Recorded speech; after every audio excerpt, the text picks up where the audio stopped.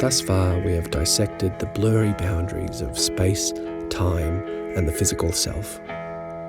We have identified our experience as being born of this partially understood physical world, whilst also being a limited perspective of the less understood, grander, infinite reality.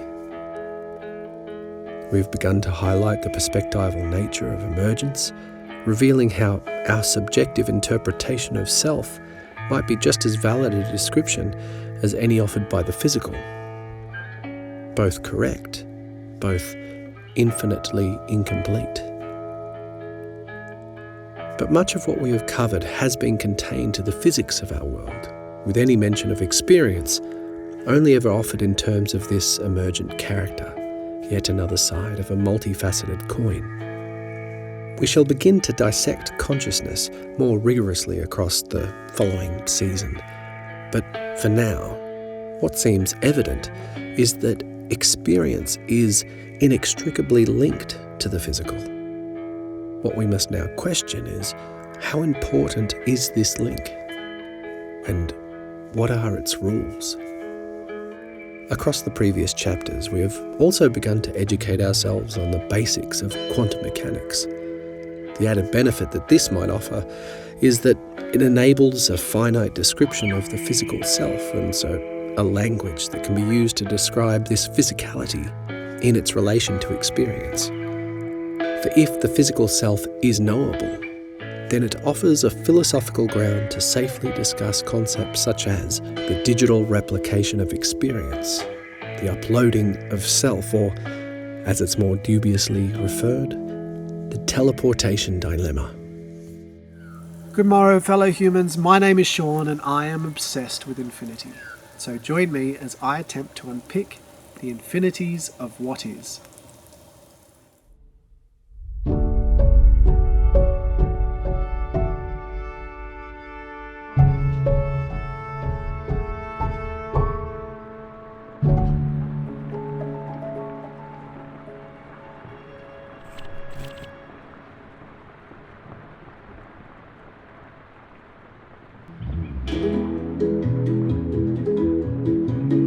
In 1998, the world's first teleportation took place. Physicists at the Caltech Institute of Technology, with the assistance of 2 European teams, teleported the quantum state of a photon over a distance of 1 metre. That's right, it actually happened. And across the following 2 decades, the trials have only continued to advance. In 2004, teleportation was achieved over distances of 600 metres, then 16 kilometres, 97 kilometres, and most recently in 2017, a group of physicists from the University of Science and Technology in China, along with researchers from the Austrian Academy of Sciences and the University of Vienna, teleported high-dimensional quantum states over 7,600 kilometres from their ground base in Tibet to their specially designed Messius satellite. Which all sounds very impressive, but I agree, there is a slight hint of ambiguous language thrown in there. What exactly does it mean to teleport the quantum state of something? Thanks to our science fiction educations, most of us will be familiar with the 3 types of teleportation. First is the Harry Potter method, where one body disappears and by some form of magic reappears somewhere else instantly. The second is the Star Trek method, where a body is dematerialized at one end, beamed to a new location and recombined at the other end on the molecular level. The third, currently used by physicists, is that of recording a system's atomic structure, entangling this with a second site and reforming the original body using atoms found locally at the other end. In this version, it is the atomic information, or the quantum state, that is being teleported, not the matter itself. However, the information is still being transferred across vast stretches of space via completely non-connected means, and the results are no less reflected in a physical form. The system literally evaporates at one end and re-emerges at the next. So for all intents and purposes, the coffee can be considered the exact same body, right down to the very spin of the atom. This is the power of quantum entanglement. Entanglement is a feature of quantum objects that occurs when any two are brought close to one another, resulting in a mirrored pair. You can think of this as a pair of dice that, when rolled together, always make up the number 7. If one die lands on 3, we know instantly that the second has already landed a 4. An instantaneous effect that occurs regardless of whether the two particles are in the same test room, the same city, or even the same side of the universe. A non-local communication operating beyond the laws of classical physics. But it is this very feature, along with superposition, that has enabled the modern miracles of quantum teleportation and quantum computing, both of which are very similar in how they operate. The basic idea works like this. In a classical computer, an electronic bit can only access the binary state of either 1 or 0, whereas a quantum bit, or qubit, can access a combination or a superposition of both simultaneously. Add to this the power of entanglement, and that superposition can now access not only 1, 0, or a combination, but the collective combination of an entire series. For example, just as a 2-bit classical system has access to one of 4 states, 0, 0, 0, 1, 1, 0, or 1, 1, an entangled 2-qubit system can access all 4 of these at once. Raise the count of entangled qubits, and we raise the count of potential calculations by an equal order of power, 2 to the power of however many qubits, meaning that the count of potential calculations grows exponentially. So much so that for any classical computer to simulate a mere 400 qubits worth of processing, it would require more atomic-sized classical bits than could fit in the entire observable universe, a count that quantum computing has already surpassed. How this is similar to teleportation is that it is this same entangled superposition of information that gets shared between particles, be it over a much greater distance.